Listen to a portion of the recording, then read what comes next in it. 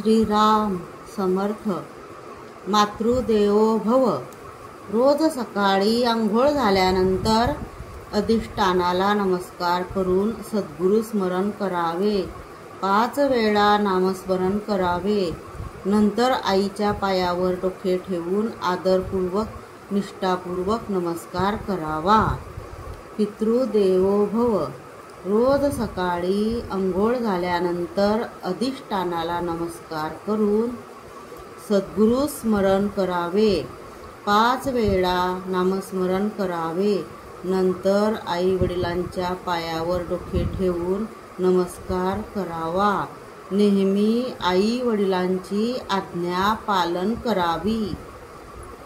आचार्य देवो भव. गुरुजनांशी आदर प्रेमपूर्वक वागावे. गुरुजी वर्गात आले की अंतरी त्यांना वंदन करावे. त्यांची आज्ञा विश्वास निष्ठापूर्वक पालन करावी. असे केल्याने आपणास विद्या प्राप्त होईल. अतिथी देवो भव. पाहुण्यांचा आदर सत्कार करावा व ते जेव्हा घरात येतील तेव्हा त्यांना हात जोडून आदरपूर्वक नमस्कार करावा. त्यांच्याशी नम्रतापूर्वक वागावे.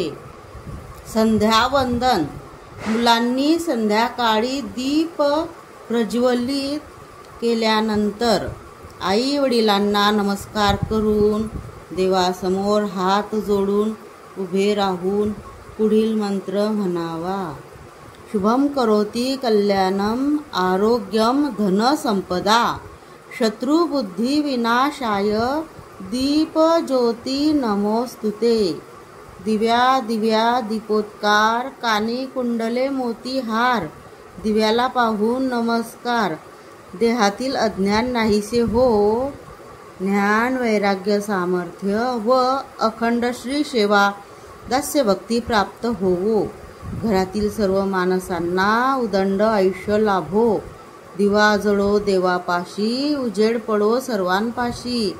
जय जय रघुवीर समर्थ.